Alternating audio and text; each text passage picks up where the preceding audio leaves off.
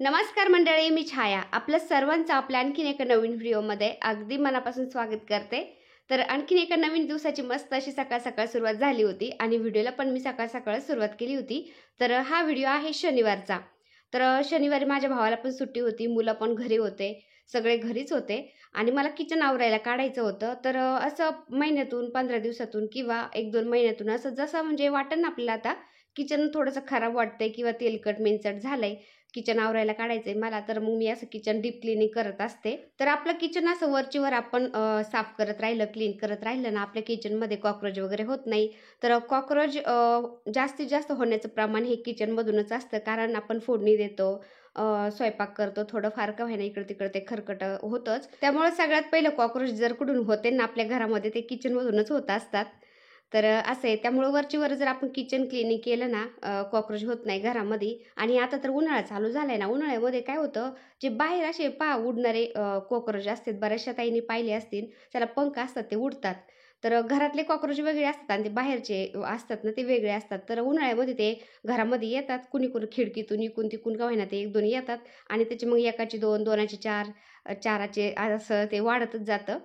त्यामुळं मग असं क्लिनिंग करावं लागतं. तर मी 1-2 कॉकरोच पाहिले होते. म्हटलं आता किचन क्लिनिंगला काढायचंय मला. आता मला वाटतं 1-1.5 महिना झाला होता मी किचन आवरलेलं. पण आता परत म्हटलं काढावा. कारण जास्तीत जास्त आम्ही आता टेरेसवरती स्वयंपाक करतो संध्याकाळचा. फक्त सकाळचा नाश्ता आणि सकाळचं जेवण मी खाली बनवते आणि संध्याकाळी कसं सगळे म्हणजे घरी येतात ना, मुलं कॉलेजला गेले ते घरी येतात, राजू येतो, फौजी साहेब असतात. आम्ही सगळे मिळून मग टेरेसवरती मस्त हवेला बसतो आणि तिथंच स्वयंपाक करतो आणि तिथंच जेवण करतो. तर किचनमध्ये संध्याकाळचं काहीच होत नाही. तर म्हटलं किचन एकदा क्लिनिंग करून ठेवावं, कारण उन्हाळा चालू झालाय. धूळ पण येत असते थोडीफार का होईना घरामध्ये आणि ते मेनसट वगैरे झालेलं. त्याच्यावर धूळ बसली की ते अजूनच मेनसट दिसायला लागतं. त्यामुळं म्हणलं किचन क्लिनिंग करून घ्यावा एकदा. तर कसं आहे ना, आपण किचनमध्ये स्वयंपाक करायला लागलो ना, किती जवळ नॅपकिन घेतला हात पुसायला तरी घाई गडबडीमध्ये थोडाफार का होईना तेलकट हात आपल्या ट्रॉल्यांना तरी लागतो, मसाल्याच्या डब्याला तरी लागतो, एखाद्या 2 डब्याला तरी लागतो आणि ते मग मेनचट होत जातं. तर असं आहे. त्यामुळं हे किचन आवरायला काढावंच लागतं. तर किचनमध्ये असं ट्रॉल्यामध्ये आपण सामान ठेवतो ना, ते दिसूनच येत नाही अजिबात. आपल्याला वाटतं काहीच नाही, थोडंसं सामान आहे, पण ते जर एकदा बाहेर काढलं ना सगळं आवरायला, इतका राडा निघतो काय सांगायचं. आणि मला भांडे घासायला काहीच वाटत नाही. किती भांडे असले तरी मी घासन, पण भांडे लावायचं म्हणलं की मला खूप कंटाळा येतो. त्यामुळे मी काय करते, मुलांना भांडे लावायला सांगत असते आणि किती केलं तरी मुलं ते मुलंच ना, पटपट लावून देतात ते. मग काय होतं, ट्रॉलीमध्ये इकडलं भांडं तिकडं, तिकडल्या ट्रॉलीमधलं भांडं इकडं असं होतं आणि सगळा राडाच होऊन जातं त्या ट्रॉल्यांच्या मध्ये, एका जागेवर काहीच राहत नाही. तर असं मध्ये-मध्ये ट्रॉल्या आवरल्या की मग व्यवस्थित राहतात.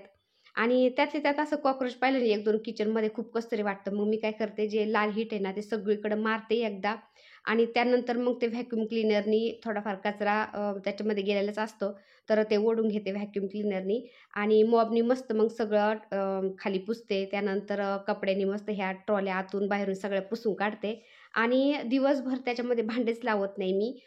दिवसभर घासून मस्त कोरडे व्हायला ठेवते फॅनखाली आणि त्यानंतर संध्याकाळी मग भांडे लावून देते. तर असं करत असते. मग बरेच दिवस चांगलं राहतं. आणि घाई-गडबडीमध्ये हे असं होतं, हे जे सामान आहे ना, किराणा वगैरे ठेवायचं, तर आपण काय करतो, कामाच्या घाई-गडबडीमध्ये ते तसंच ठेवलं. त्यानंतर मुलं पण ठेवतात, असं कोणी पण त्याच्यामध्ये ठेवतं आणि ते वाढत राडा असा एवढा होतो. काही पण निघतं त्याच्यामध्ये एकदा आवरायला काढल्यावर. आणि एकदा आवरायला काढलं की मग जरा बरेच दिवस जसून तसं व्यवस्थित राहतं. आणि हे पहा, माझा छोटा मुलगा खलीसारखा इतका उंच झालेला, त्याला आहे ना असं वर चढावं लागतं किचनवर, किचन पुसायला. त्याचं म्हणजे खूप हाईट आहे ना त्याची. तर त्याला एकदम मस्त टोकापर्यंत थेट म्हणजे स्लॅबपर्यंत हात पुरतो. तर तोच किचन सगळं पुसून काढत असतो. हे पहा, स्प्रे आपण जो घरी स्प्रे बनवलेला ना किचन क्लिनिंगचा, तो स्प्रे मारतो तो आणि कपड्याने पुसून काढतो. खूप मस्त चकाचक निघतात सगळ्या वरच्या फरच्या. आणि राजून सागर मला सगळं सामान बाहेर काढू लागले ट्रॉल्यांच्या मधलं आणि मी आता सगळं झाडून घेते आणि लाल हीट मारलेलंच आहे. आणि राजू म्हणला व्हॅक्यूम क्लिनरने मी सगळं म्हणजे ओढून घेतो आणि मॉपनी परत तो पुसून काढ. तर असं इतकं काम पुरतं ना ह्या किचनचं. म्हणजे आपल्याला किचनमध्ये ट्रॉल्या बनवायच्या, फर्निचर बनवायचं खूप भारी वाटतं बरं का आधी, पण नंतर ते पार नाकी नऊ येतात. खूप अवघड जाते आवरायला. मला तर ते पहिलं मान्य होत्या ना, तेच बरं होतं. वरचीवर ते सामान दिसायचं, पण थोडीफार धूळ बसली की ते लगेच महिन्याला म्हणलं, 15 दिवसाला म्हणलं तरी मी सगळं घासायला काढायचे. पण हे ट्रॉल्यांचा इतकाच वैताग होतोय ना, त्या ट्रॉल्यामध्ये सामान ठेवा, ते बाहेर काढा, ते ट्रॉल्यांच्यामध्ये कानेकोपरे सगळं व्यवस्थित ते व्हॅक्यूम क्लिनरने साफ करा, ते पुसा. तर असे कानेकोपऱ्याने जर कचरा जाऊन बसला तर ते लवकर निघत पण नाही, असं होतंय. आणि त्यातली त्यात आता घर बनवलेलं, फर्निचर बनवलेलं 5 वर्ष होऊन गेले ना, तर त्या ट्रॉल्या बाहेर आतमध्ये असं ओढायचं असतं, ते चॅनल म्हणतात त्याला. तर ते चॅनलमध्ये ना थोडंफार असं काही म्हणजे धूळ जाऊन बसली किंवा थोडंफार पाण्याचं टिपके उडाले किंवा काही झालं किंवा आता बरेच दिवस झाले त्याला असं ग्रीसिंग केलं नाही ना, तर ते असं जाम बसते आतमध्ये, ते ओढल्या ओढत नाही किंवा बाहेर जर यायला लागलं तर ते आतमध्ये बसत नाही, असं ते कुटाने होते. तर त्याच्यामध्ये ते ग्रीस वगैरे सोडावं लागतं ते चॅनलमध्ये. एखादा चॅनल खराब झाला का तो चॅनल पुन्हा बदलावा लागतोय, असे ट्रॉल्यांचे. त्यामुळे त्या मानण्यास परवडल्या बाबा पहिल्या काळामधल्या आपल्या. हे पहा, असे कानेकोपरे व्यवस्थित पुसून काढावा लागतात. आणि माझा जीव तर असा चकसू आहे ना, मला थोडंफार जरी असं मेंचर झालेलं, तेलकट झालेलं असलं ना, अजिबात आवडत नाही मला ते साफसुथरं केल्याशिवाय मला मनच लागत नाही कशामध्ये किंवा खूप चिडचिड होती. जरी फौजी साहेब म्हणले ना, "आज नाही, उद्या कर बाई तू." किंवा एक-एक दिवस असा ढकलत गेला ना कामामध्ये म्हणजे किचन क्लिनिंगमध्ये, तर किचन म्हणजे घरात कुठं काही राडा असलं तरी जमन मला, पण किचनमध्ये राडा अजिबात जमत नाही. माझी खूप चिडचिड होती. मग ते माझं ते आपटाधोपट चालू होती किंवा मग असं मनच लागत नाही किचनमध्ये. असं काहीतरी हरवल्यासारखं वाटतं, काहीतरी चुकल्यासारखं वाटतं. आणि किचन जर क्लीन असलं ना माझं, मग दिवसभर, रात्रभर मला किचनमध्ये तुम्ही ठेवा, स्वयंपाक करायला हवा, तरी मला काहीच वाटणार नाही असं आहे. फक्त मला किचन क्लीन लागतं, बाकी काहीच नाही. तर एवढं सगळं किचन आवरायचं म्हणलं ना एकटीला मला, तर 1 दिवसात काही मला आवरत नाही. मग मला थोडं-थोडं 1-2 ट्रॉल्या 1 दिवस, 1-2 ट्रॉल्या 1 दिवस असं थोडे-थोडे सेक्शन करून मला ते किचन आवरायला लागतं. त्यामुळं असं सगळेच जर घरी असले, सुट्ट्या असल्या ना, मग सगळेच मला आवरू लागतात. म्हणते, "तू एकटी नको करत बसू, काम करती आणि थकली का मग चिडचिड करत बसती. त्यापेक्षा आम्ही तुला करू लागतो 1 दिवसात, तू टेन्शन नको घेऊ." तर असे आमच्या घरातले मला सगळे समजून घेतात आणि खूप मदत करतात. आता हे बघा, कोण काय करतंय, कोण काय करतंय, असं ज्याच्या हाताला जे काम येईल ते करतात. मला असं काम करू लागतात. असं म्हणलं ना, की आता आपल्याला हॉल आवरायचा आहे किंवा किचन आवरायचं आहे, तर ते सगळेच मला करू लागतात. आणि त्यांच्या अभ्यासाच्या वेळेस मग मी त्यांना कधीच डिस्टर्ब करत नाही. फक्त कसं आहे ना, 2 हाताचा, 4 हाताचा, 6 हाताचा असा फरक पडतो ना. तर 2 हात काय-काय करणार आहेत, घरातलं आवरणार आहे की सगळं क्लिनिंग करणार आहे. भरपूर कामं असतात घरामध्ये ना. त्यामुळं मला असं थोडा वेळ काढून आता एवढं किचन आवरायचं म्हटलं ना, तर आम्ही एवढे 4 जण किती पटपट असं कामं जर वाटून घेतले तर पटपट होतं आणि एकटी कव्हर काय करत बसणार आहे. त्यामुळे मला सगळे एकूण सगळे असं आवरू लागतात. आणि होतं पण पटकन. आणि एकदा कामं झाली की मग ते आपले अभ्यासाला मोकळे. राजू पण आपला तो आराम करतो. फौजी साहेब आराम करतात आणि मी पण माझ्या किचनमध्ये किंवा घरातल्या कामामध्ये लागूनच राहते. तर आपल्या बाई माणसाचं कसं आहे, घरामध्ये कितीही काम करा तरी आपलं काही काम संपणारच नाही. काही ना काही, काही ना काही चालूच राहतं. तर बाई माणसाचं कसं आहे ना, एवढं घर असतं ना, एवढ्या घरात कोणत्या कोपऱ्यामध्ये काय ठेवलेलं आहे ते तिला माहिती असतं. कारण पूर्ण घरामध्ये तिचं लक्ष असतं. सगळं म्हणजे काने-कोपरे व्यवस्थित पाहावं लागतात. असं नाही की ते पडलंय म्हणजे पडलंय. एक-एक छोट्या-छोट्या गोष्टीची काळजी घ्यावी लागते बाई माणसाला. तर कुठं काय कोणाला सापडलं नाही ना, तर ते मला येऊन विचारणार, "हे कुठं ठेवले तू? तर तू पाहिलं का?" तर ते बरोबर माझ्या लक्षामध्ये राहतं. तर असं आहे, पूर्ण घर आपल्याला हँडल करावं लागतं. तर मग सगळ्यांना म्हणजे माझ्या कामाची जाणीव आहे. सगळं म्हणजे समजून घेतात मला ना. मग असं घरातलं कामसुद्धा मला ते वाटून-वाटून असं करू लागतात. असं म्हणतच नाही कोणी, की आम्ही नाही करू लागत वगैरे. तर मुलांना पण पहिल्यापासून सवय ना. मुलं पहिले लहान होते ना आणि फौजी साहेब फौजमध्ये होते, तर मुलांना घेऊन एकटीच राहायचे मी. तर मला असं किचन आवरायला काढायचं म्हणलं ना, मुलं बोलायची, "मम्मी तुला किचन आवरायचं आहे ना, तर तू रविवारी काढ आम्हाला सुट्टीच्या दिवशी, मग आम्ही तुला काम करू लागू." तर मुलांना अशी सुट्टी असली ना, मग मुलं काय करायचे, भांडे मला बाहेर पहिलं रॉसिंगमध्ये राहायचे ना मी, पाठीमागं जागा होती भरपूर ना. तर मुलांच्या सुट्टी दिवशी म्हणजे रविवारचं मी असं सकाळचं लवकर 6-7 वाजता बाहेर बसायचे भांडे घासायला आणि मुलं मग मला किचनमधले सगळे भांडे बाहेर आणून द्यायचे घासायला. त्यांनी जसे बाहेर आणले तसं मी घासत राहायचे आणि भांडे घासले की मग उन्हाला तापायला ठेवायचे सगळे भांडे मी आणि भांडे घासून झाले की मग घरामधलं सगळं झटकून पुसून घ्यायचं. लेफ्ट होते त्यावेळेस भांडे ठेवायला असं. तर लेफ्ट ते झटकून घ्यायचे मुलं वरती चढून. त्याच्यावरती पुन्हा ते पेपर टाकायचे. लग्नाच्या 2 मांडण्या होत्या. एक स्टीलची होती, एक लोखंडाची होती. तर त्या पण घासायच्या, त्या लावायच्या आणि मग मुलं मला ते घासून वाळायला ठेवलेले भांडे पुन्हा आणून द्यायचे किचनमध्ये. मग मी ते भांडे लावत राहायचे आणि उन्हाळी वाळवण असायचं. उन्हाळी वाळवण, त्यानंतर किचनमधला जो किराणा होता तो असं पिशव्याच्यात आम्ही ओतून ठेवायचो ना, पुन्हा त्या डब्यांच्यात ओतायचा. किराणा व्यवस्थित भरायचा तो आणि पुन्हा ते झाकणं लावून डब्बे व्यवस्थित ठेवायचे. मोठाले डब्बे होते ना, ज्याच्यात वाळवण भरायचे मी, त्यांना पेपर लावायचे झाकणांना, म्हणजे धुळीने ते मेनचट होत नव्हते. आणि कसं किचनमध्येच लेफ्ट होतं ना, म्हणजे मोठाले डबे ठेवायला. तर धूळ बसून ते किचनचं फोडणीचं बसून ते मेनचट व्हायचे झाकणं डब्यांचे. त्याला मी पेपर लावायचे डब्यांच्या झाकणांना, म्हणजे ते मेनचट होत नव्हते किंवा खराब होत नव्हते. तर जेव्हा किचन आवरायला काढायचं आणि त्यावेळेस असं म्हणजे जे न्यूजपेपर आहेत ना, न्यूजपेपर 1 किलो आणायचे आणि मग ते डब्यांच्या झाकणांना पेपर लावायचा, लेफ्टावर पेपर आत राहायचे आणि मग ते डबे तिथे ठेवायचे. तर पहिल्यापासून मला असं मुलं काम करू लागतात ना किचनमधलं, तर मुलांना पहिल्यापासून सवय राहिली. आणि तसं पण फौजी साहेब पहिल्यापासून लांब लांब राहिलेले आहेत फौजमध्ये ना. तर ते साऊथ आफ्रिकेला, त्यानंतर आसामला, जम्बूला 2 वेळा गेले. असं भरपूर लांब लांब राहिले ना, तर ते 7-8 महिने येतच नव्हते. साऊथ आफ्रिकेला गेलं तर ते डायरेक्ट वर्षभर आलेच नव्हते. तर असं आहे, त्यामुळं मुलंच माझ्याजवळ होते ना, मुलं आणि मी. तर मुलांच्यातलं माझ्यातलं बॉन्डिंग पहिल्यापासून असंच आहे. ते खूप जीव लावतात मला. तर फौजी साहेब नसताना मी असं थोडंफार जरी आजारी पडले ना, तर मुलं जर असं शाळेतून आले, बाहेरून जर आले ना आणि मला झोपताना जर पाहिलं ना, मम्मी झोपलेली, मम्मीला काय झालं? मम्मी तर आपली झोपलेली कधी दिसतच नाही. आणि आज मम्मी झोपलेली, काय झाले? लगेच असं गावागावात जवळ यायचे दोघं पण आणि लगेच विचारायचे, "मम्मी काय झाले तुला? आज तू झोपली, आजारी आहे का?"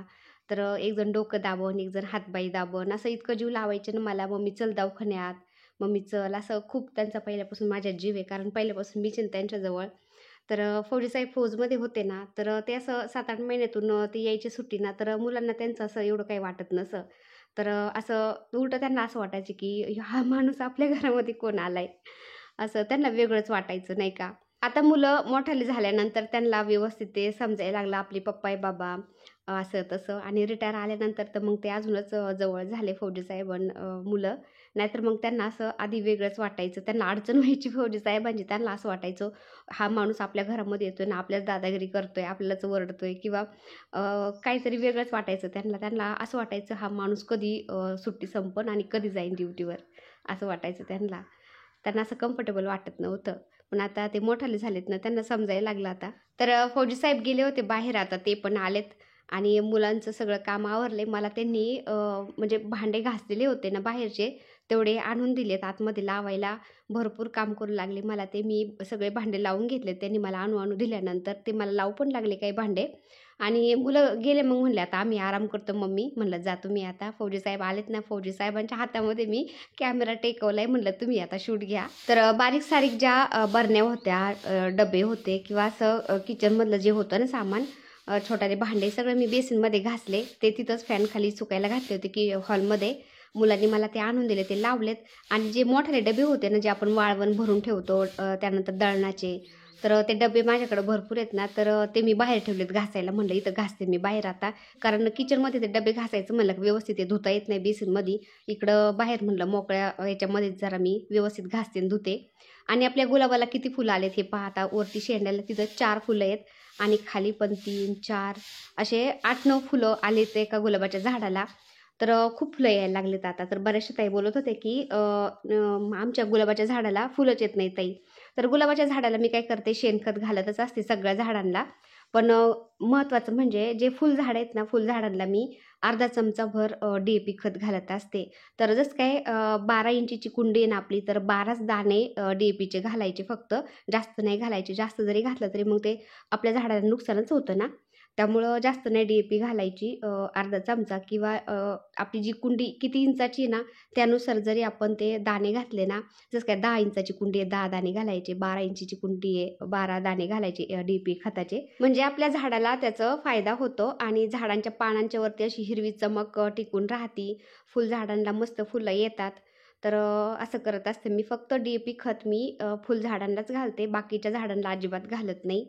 आणि बाकीच्या झाडं जे आपण म्हणजे भाजीपाला आहे ना, त्याला तर अजिबात डी-ए-पी खत घालायचं नाही, त्याला मी शेणखतच घालते. बाकीच्या झाडांना जरी तुम्ही थोडं-थोडं 4-5 दाणे घातलं तरी पण चालतं. कारण डी-ए-पी खताने काय होतं, झाडांच्या वरची चमक टिकून राहते, हिरवेगार राहतात. तर आपले जे पाम ट्रे आहेत ना, यांना पण थोडं-थोडं फौजी साहेब घालतात. तर ते पण एकदम हिरवेगार राहतात. तर बऱ्याचशा ताई विचारत होत्या ना, तुम्ही झाडांना काय घालता? तर त्यामुळं म्हणलं सांगावं. शेणखत कंपल्सरी आम्ही सगळ्या झाडांना घालतो. पण जे असे तेजदार मस्त झाडं आहेत ना, जसं काय पाम ट्री, असं फुलझाडं, यांना आम्ही थोडे-थोडे दाणे डी-ए-पी खताचे घालतो. ज्याच्यामध्ये मी कोथिंबीर उगवते किंवा जे वांगे येतं, पालक आहे, तर अशा झाडांना मी DAP नाही घालत, फक्त शेणखत वापरते. तर छान येतात त्याच्यामध्ये. तर डब्बे सगळे घासून झालेत. भिंतीवर मी सगळे सुकायला ठेवलेत. ऊन आहे ना, तर उन्हात ते वाळून जातील. तर बाकीचं सगळं किचनमध्ये आवरलं आहे. म्हणलं एवढे डबे घासले की मग किचनच आवरलं आपलं. आणि हे बोळके मी घासायला काढलेत आता. तर असे काळपट होतात. तेलकट होत नाही हे बोळके. आपण दिवा लावतो ते बोळके, पण असं थोडेफार काळपट होतात. तर ते असं घासून काढते मी. फौजी साहेब बोलले, "आता बरेच दिवस झाले मी त्याला कलर दिलेला. कलर देऊन घेतो," म्हणले. "काहीतरी टेरेकोटा वगैरे मारतो, तर घासून घे," म्हणले ते. तर बऱ्याचशा ताईंच्या कमेंट येत होत्या. तर 1-2 व्हिडिओमध्ये मी दाखवण्याचा पण प्रयत्न केला, की हे बोळके असे छोटाले येतं, जास्त मोठाले नाही येतं. तर ताईंना वाटतं, की जे आपण दिवाळीच्या वेळेस बत्ताशे वगैरे ठेवतो ना, तर ते बोळके की काय, तर ते नाही येतं. एकदम छोटाले येतं. अगदी थोडंसं तेल मावतं त्याच्यामध्ये. फुलवातीने मी फुलवा लावत असते त्याच्यामध्ये.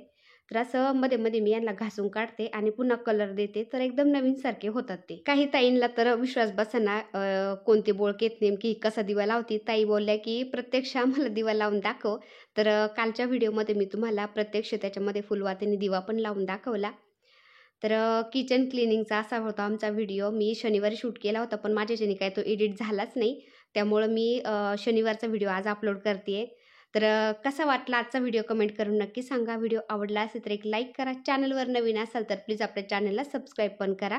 चला तर भेटूया पुन्हा अशाच एका छानशा व्हिडिओबरोबर. तोपर्यंत बाय. व्हिडिओ बघितल्याबद्दल खूप खूप धन्यवाद सर्वांचे. सर्वांना श्री स्वामी समर्थ.